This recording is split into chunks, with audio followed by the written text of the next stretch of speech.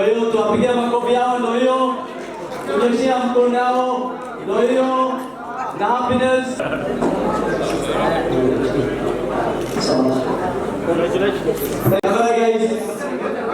I would also like to highlight the remarkable efforts of the Ministry of Social Development and the County Steering Committee in effectively coordinating all the cash transfer programs in the county during the drought and El Nino times.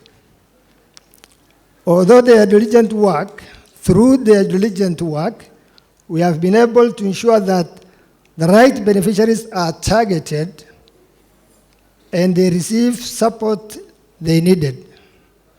I am proud to announce that over the past year, 9 state actors have disbursed 1.7 billion Kenyan shillings to the vulnerable families, making a tangible difference in their life. Persons living with disability are the greatest beneficiary. That's what the secretary was saying when he was here. We did a joint targeting. We never had duplication.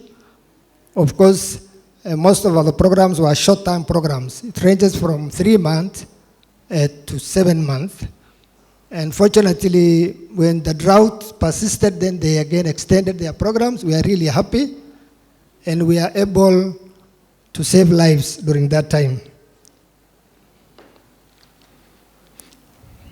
Furthermore, our commitment to improving the life standard of our vulnerable communities is evident through Mandera County Vulnerable Housing Program. Madam Waziri, so far we have constructed 254 houses and 304 toilets across the county, with plans underway to build another 148 houses and toilets in the coming years. These endeavors demonstrate our dedication to provide safe and suitable shelter for those in need. Supporting orphans and vulnerable children is another crucial aspect of our mandate.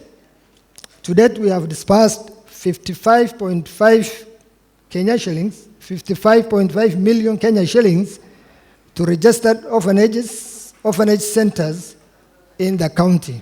Countries across the world have adopted social protection strategies to complement and strengthen their efforts in reducing poverty and vulnerability.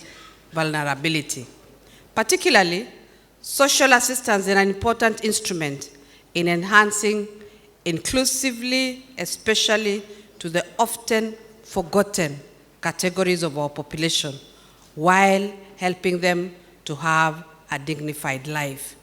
Kenya is among a number of countries across the globe that have embraced cash transfer in the quest to enhance the livelihoods of the most vulnerable in the society. As we all, the government implements the Inua Jamii program cash transfer program, comprising of the older persons, the vulnerable children, and the persons with disabilities, by benefiting them with food in the ASAL counties, to which Mandera has been a long-time beneficiary.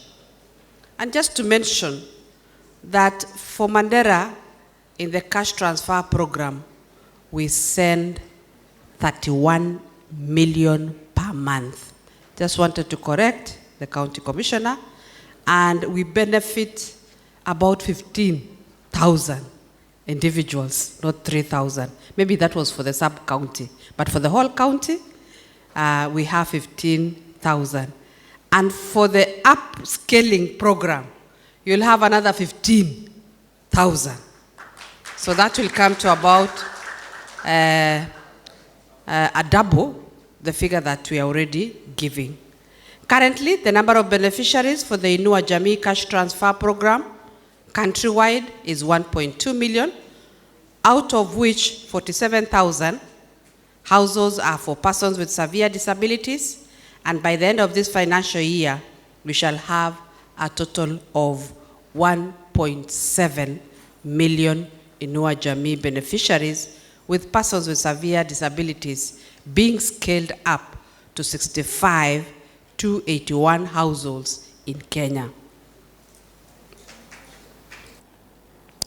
The report we are launching today brings to the fore the huge burdens experienced by households of persons with severe disabilities. With majority of caregivers, as you have seen, 58% whooping being the parents, being the parent. 4 in 5 of them do not have a source of income. For those with some source of livelihood, 91% of them earn a monthly income of less than 10,000, while 7.6% earn between 10,000 and 20,000 shilling. It's also worth noting the majority of these income streams are from the informal sector, with the families suffering economic risk due to unpredictability of these earnings. Waziri and peers, this is an area that shows that the burden felt by these families. The report also shows that about 17% of the families surveyed had more than one person with severe disabilities. The prayer from these families, Madam Waziri, is that the household-based support be reviewed to individual-based so that these families can have some sense of economic relief while looking after their loved ones.